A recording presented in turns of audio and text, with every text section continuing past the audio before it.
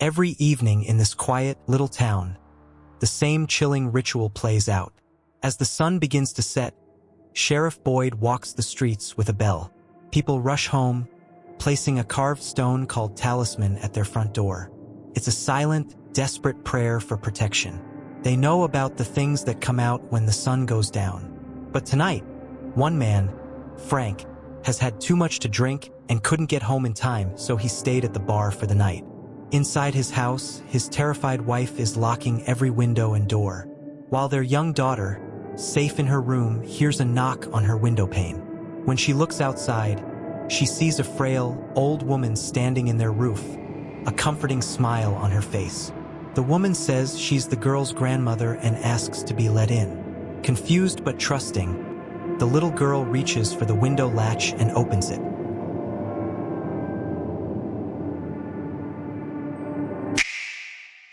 Morning has arrived, but for Frank, the sun brings no comfort. He staggers home, the shame and dread of his mistake weighing on him, only to find Sheriff Boyd waiting.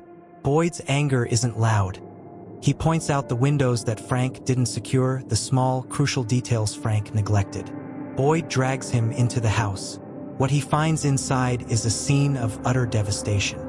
His wife and daughter are gone, their lives taken by the creatures of the night.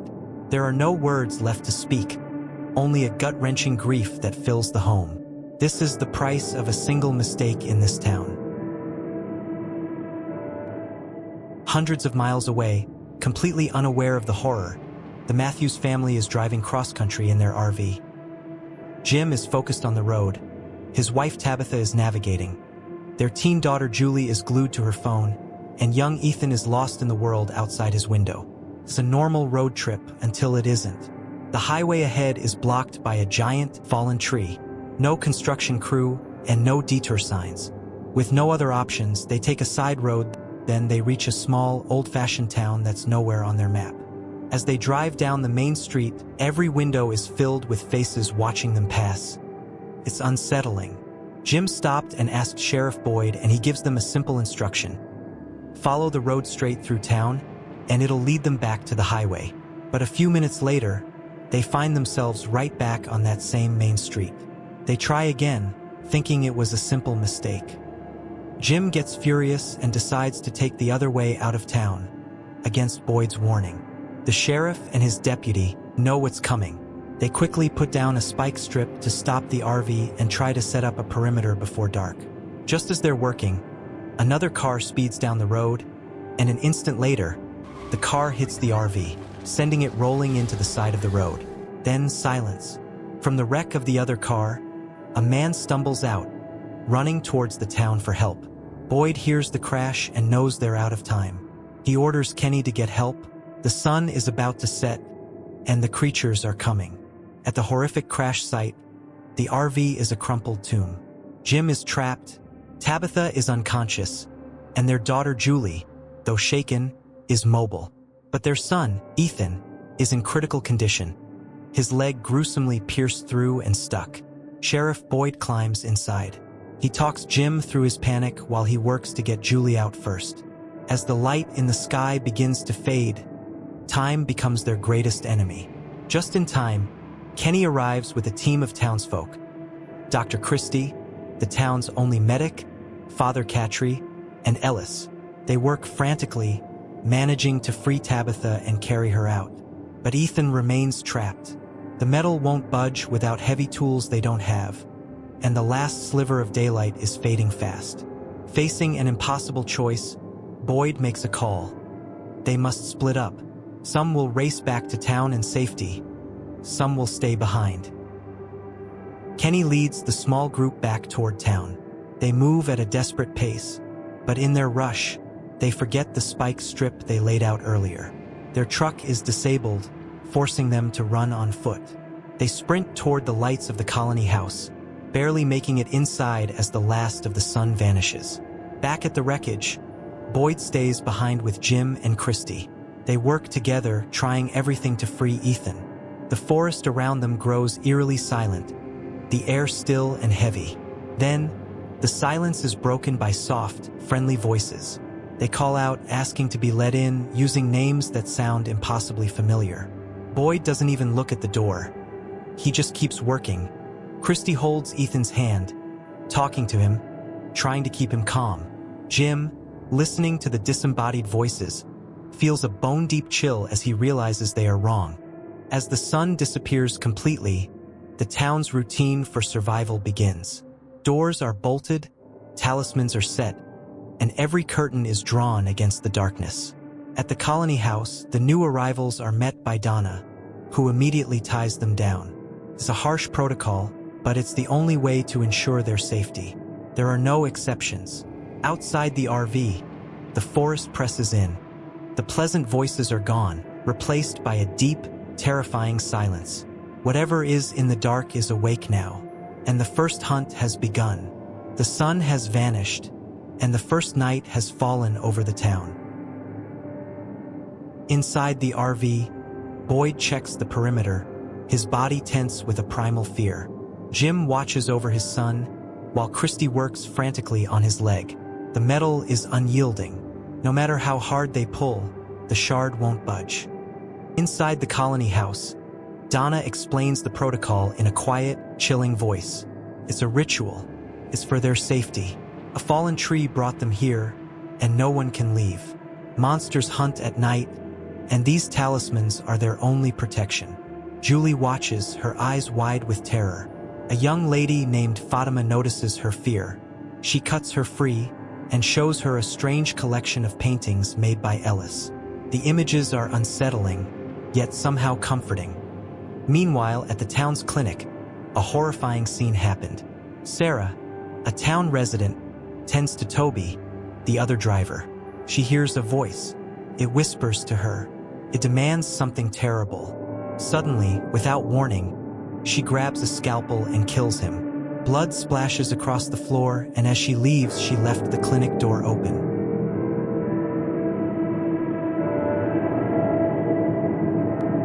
As dawn breaks, the terror of the night gives way to a fragile new day. The Matthews family is reunited. They are taken to the colony house, where Ethan's leg is bandaged. Meanwhile, back at the clinic, Kenny returns to a scene of utter horror. The doors are open, and bodies are scattered across the floor. His father is among them, brutally murdered by the things that came in the night. The town's grim reality hits Kenny hard.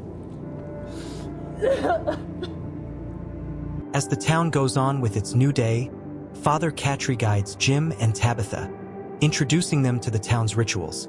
He explains choosing day, a critical decision that will dictate their new lives. Live with the commune at the colony house or move into a private home. They pass by a strange, cage-like structure, the punishment box. Father Catry explains its horrifying purpose. Residents can be confined in it overnight, where the monsters can get them. They say Frank, in his grief, might be the first. But Sheriff Boyd refuses to use it as a death sentence. To him, it's a deterrent, not a trap. Frank, consumed by guilt and grief, volunteers to go inside, wanting to escape a pain far worse than death. At the colony house, Donna lays down the rules to Jade, a wealthy software developer who still thinks this is all a game. He scoffs at her warnings, convinced this is all an elaborate escape room. Victor, an old resident, shows Ethan his disturbing drawings and tells him the trees move closer every night. Ethan, in turn, talks about seeing a boy in white, and Victor, with a strange flicker of recognition, listens intently. Choosing day arrives. The Matthews family chose to stay at a private home, but unexpectedly Julie chooses to stay at the colony house, against her parents' wishes. Jade, still in denial, makes a scene, forcing Kenny to take him to the graveyard and confront the terrifying truth. That night, Frank is locked in the punishment box. The creatures arrive, and the town is reminded that in this place, mistakes are fatal. Next day, the Matthews family is on a journey of discovery. Victor and Ethan talk again, and Victor shows him a picture of the boy in white, an ancient drawing that proves Ethan isn't seeing things. Victor himself saw the boy decades ago. The community begins to take shape. Julie, beginning to regret her decision, but Fatima comforts her. Tabitha confronts Jim, revealing the core of their grief. They're separating after the loss of their baby, a pain they can't escape even in this nightmare town.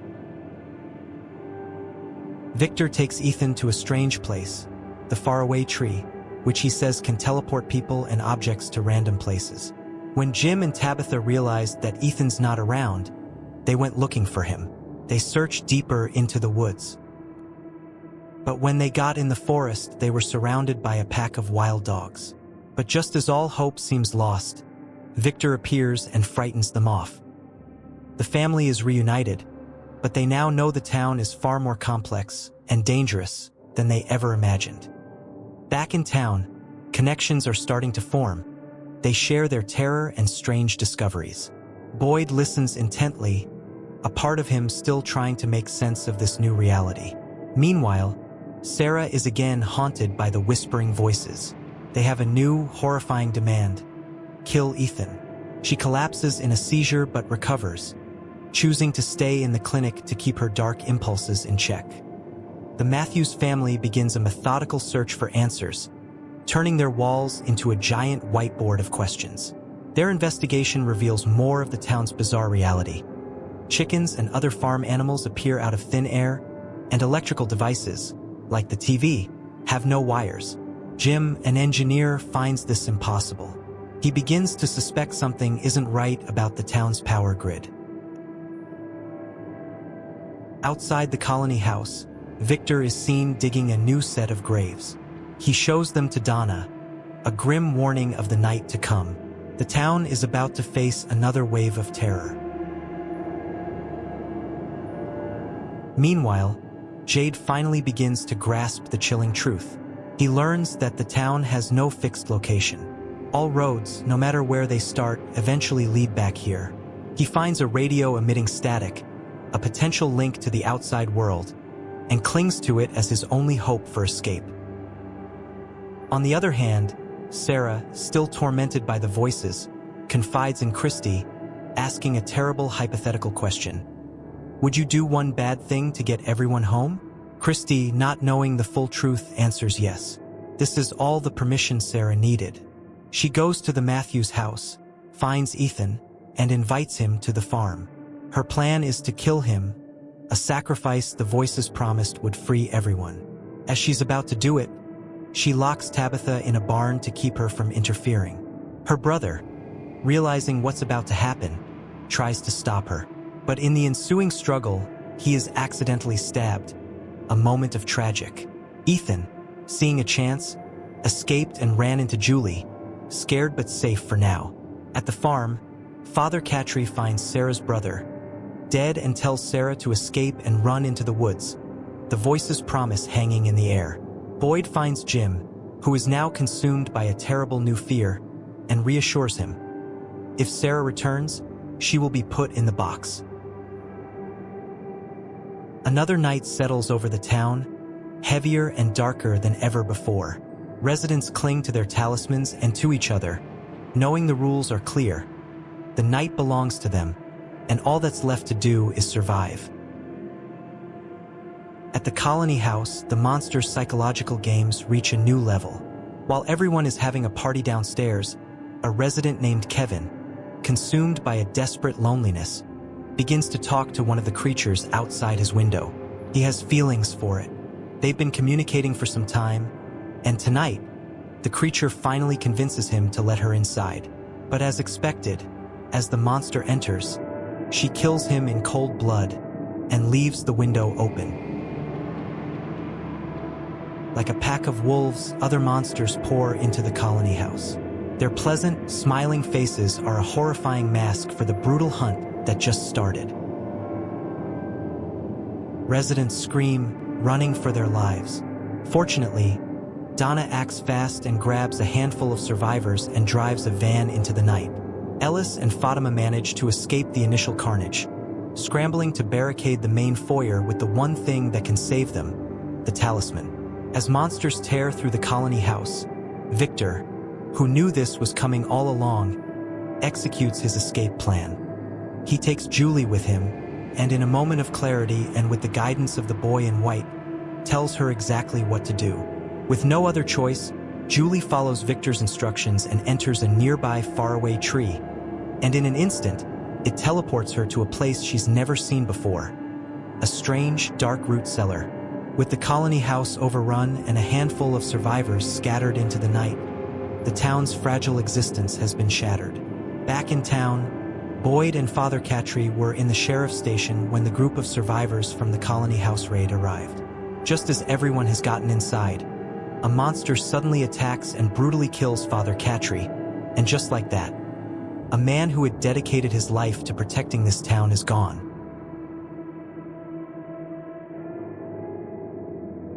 Morning has arrived and the town is again filled with dread and terror. Knowing Father Catry's last wish, Boyd makes a radical, dangerous choice.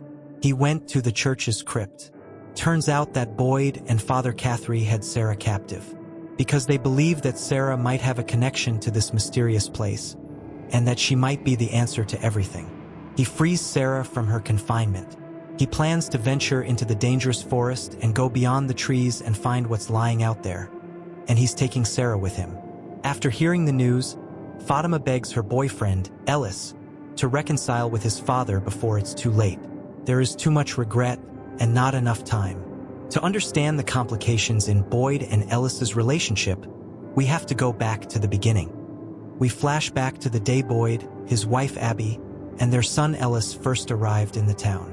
They were just passing by in the town before nightfall, when Father Catry intercepted them and told them if they don't go with him, something bad will happen. So they followed Father Catry to a hidden cellar. They survived their first night, and in the morning, they were shocked with the horrifying scene outside. Father Catry and Donna explain the horrifying reality of their new lives. Boyd, a retired soldier, immediately takes charge, organizing resources and exploring the forest. It's on one of these explorations that he finds livestock at the edge of town, a sign that the town provides for itself in a twisted way. But Boyd's focus on survival leaves little time for his family. Ellis sees his mother, Abby, slowly slipping away, her mental health declining. Boyd reassures him that everything will be okay, but his words ring hollow. One night, Boyd gets lost while exploring the woods and is forced to take refuge in a cave, surrounded by monsters. It's there he discovers the magical stones, the talismans. He finds that they repel the creatures, and he returns to town the next morning, a hero. But a hero's return is no match for a broken mind. His wife is convinced that she is trapped in a terrible nightmare. Abby begins shooting residents. Boyd tries to stop her, but she's far gone, and she ignores him. In a final, heart-wrenching moment, when Abby tries to shoot Ellis, Boyd was forced to shoot and kill his own wife to save their son. It is this tragedy that forever changes him and shatters his relationship with his son. Back in the present, Ellis and Boyd finally reconcile, their shared grief helping them mend the wounds of the past. With Boyd leaving on his perilous journey, Kenny, a man of quiet strength, takes the role of the new sheriff. He's no longer a deputy. He's now the new leader. While Boyd and Sarah venture into the unknown, a new plan is taking shape back in town. Jim and Jade, two men of knowledge, devise a new plan for escape. They will build a radio tower. They believe a signal sent from the highest point in town might be able to reach the outside world. The residents rally, scavenging for materials, and decide the roof of the colony house is the perfect spot. The plan is underway, and a new sense of hope fills the air as the residents race to complete the tower before a storm hits. Miles away, Boyd and Sarah have reached the furthest point anyone has ever gone, a tree with old bottles hanging from its branches. Inside, they find scraps of paper, one dating as far back as 1864, proof that this nightmare has been happening for generations. Suddenly, Sarah has another seizure, and when she wakes up in a tent Boyd has set up for the night, she tells him a chilling truth. She heard a voice, a female voice, that warned her there are dangers far worse than the monsters. The voice used a nickname for Boyd that only his late wife, Abby, ever knew. A horrifying sense of unease washes over Boyd. Back in town, life continues. Ellis proposes to Fatima, and she says yes. But for Kenny, hope is harder to find. He makes a move on Christy, only to learn she's already engaged. I'm engaged. The next morning, the forest plays a cruel trick on Boyd and Sarah. When they get out of the tent, they find themselves in a part of the forest they've never seen before. Everything is covered in massive spider webs. Then suddenly, Boyd is bitten by a spider and becomes instantly delirious. Back in town, the radio tower was finally done. People celebrated and they felt a sense of hope once again. But they remember about the massive storm and it is rapidly coming. So they try to act fast and try the radio before the storm hits. And the moment of truth has arrived. Jim prepares to transmit a signal to the outside world, a final, frantic plea for help. With a flick of a switch, static was picked up, a sign that it is working. After trying for some time, a voice answers. It's faint, but it's there. But mysteriously, the voice knows Jim's name. Then it issues a terrifying warning. Your wife shouldn't be digging there. Jim immediately races back to his house, his heart pounding with a new, horrifying dread. Tabitha has been digging in the basement of their house to find an answer for the mysterious power source. But before he can reach her, the floor collapses, and Tabitha screams as she plunges into the darkness. A sickening sound of metal and wood breaking. She lands hard in a mysterious cave below the house. Unexpectedly, she sees a familiar face. Victor. He said he was sent by the boy in white to save her. But he's not safe either. He warns her, his voice a panicked whisper, that this is where the monsters live. Miles away, in the stormy woods, Boyd and Sarah see a towering lighthouse. But it's too dangerous to get there now, and Boyd is not feeling well due to the giant spider that bit him. Then Sarah sees the boy in white and she listens intently to his voice. He guides them into a faraway tree. Boyd climbs inside, and in an instant he is gone, transported to a place unknown. He's inside an empty shallow well. Meanwhile, as Jim reaches their house, he finds out that his wife is not there anymore. She's gone. And just when you think things can't get any worse, a bus, full of people, arrives at the town diner. And the season closes, leaving us on the edge of fear, with questions that hang in the air. What is this place? Is this all just a dream? Are these people really lost? Or are they already dead?